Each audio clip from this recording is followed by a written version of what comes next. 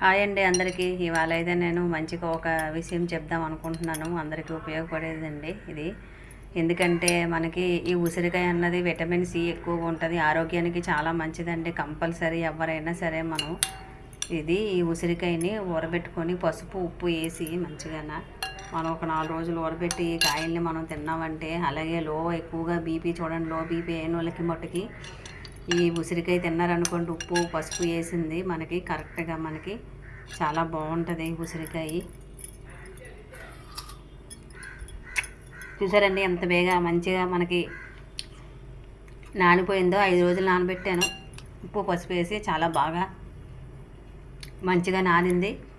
ఉసిరికాయ అయితే చాలా బాగుందండి. ఉప్పుతో బాగా మనకి విటమిన్ సి బాగా పెరగాలి అన్న, ఒంట్లో ఉండాలన్నా కంపల్సరీ ఎవరైనా సరే ఈ కాయల్ని మనం ఉప్పులో వేసుకొని పసుపు వేసుకొని మంచిగా ఊరబెట్టుకున్నాం అనుకోండి, కాయలు రోజుకొకటి చొప్పున తిన్నా సరిపోద్ది.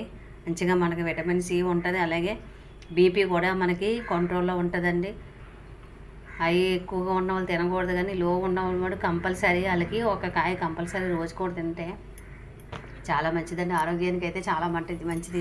విటమిన్ సి ఉంటుంది కాబట్టి కంపల్సరీ ఎవరైనా సరే ఈ ఉసిరికాయల్ని ఇలాగా తెచ్చుకొని చక్కగా, ఇప్పుడు మనకి ఈ సీజన్ అండి ఉసిరికాయలు ఉంటాయి కాబట్టి తెచ్చుకొని కాయల్ని ఉప్పు పసుపు వేసుకొని బాగా ఊరబెట్టిన కాయల్ని మనం రోజుకొకటి చప్పున తీసుకున్నాం అనుకోండి, మనకి విటమిన్ సి బాగా పెరుగుతుంది, అలాగే మనకు ఆరోగ్యానికి చాలా మంచిదండి. ఈ కాయల్ని మళ్ళీ మనం ఉడకబెట్టేసి మనం ఈ కాయల్ని ఉడకబెట్టిన కాయలతోని మనం ఆమ్లా చేసుకోవచ్చండి. ఉసిరికాయ ముక్కలకు కట్ చేసి పంచదార నిమ్మరసం చాలా చూపిస్తున్నారులేండి, కానీ నాకైతే ఇలాగే ఇష్టం అండి. కాయలను ఊడబెట్టేసి చక్కగా ఉప్పును పసుపు వేసి తినడం నాకు చాలా ఇష్టం. అందరికీ నచ్చుతుంది అనుకుంటున్నాను వీడియో. కంపల్సరీ ఎవరైనా సరే ఉసిరికాయలు ఉన్నప్పుడు ఈ కాలంలో మనం ఉపయోగించుకోవాలండి. ఏ వస్తువైనా అలాగే ఏదైనా మనం తినాలి కంపల్సరీ. అందరికీ బాయ్ బాయ్.